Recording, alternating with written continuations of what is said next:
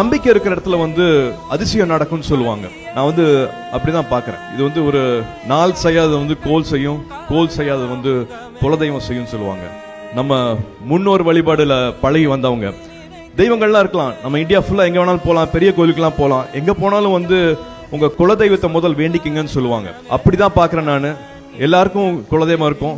இது நடந்தது எல்லாத்துக்குமே காரணம் கருப்பு சாமியை தான் நான் பாக்குறேன். நான் அது சுடர்மலை சாமியா இருக்கலாம், இல்லாட்டி இசைக்கம்மனா இருக்கலாம். யார் வேணாலும் நீங்க மனசுல வச்சுக்கலாம். அவங்கனால தான் இவ்வளவு தூரம் நாங்க வந்திருக்கோம் அப்படின்னு நான் நினைக்கிறேன். ஒரு தெய்வம் மனிதர்களுக்குள்ள இறங்குதுன்னு பாக்குறோம் இல்லையா, மனுஷங்களுக்குள்ள இறங்குதுன்னு பாக்குறோம் இல்லையா, அது எல்லாமே நான் இன்னும் உண்மையா பாக்குறேன், நிஜமா பாக்குறேன். நமக்குள்ள ஒரு தெய்வம் என்ன செய்யுமோ அது வாக்கு நம்ம பாக்குறோம் இல்லையா, கேட்கறோம் இல்லையா, அதெல்லாம் நம்ம ஒரு உண்மையான ஒரு செயலா பாக்குறேன், ஒரு அறிகுறியா பாக்குறேன். ஒரு சின்ன ஒரு என்ன சொல்றது, ஒரு பரிபாஷன்னு சொல்லலாம். ஏதோ ஒரு செய்தியை நமக்கு சொல்ல நினைக்கிறாங்க.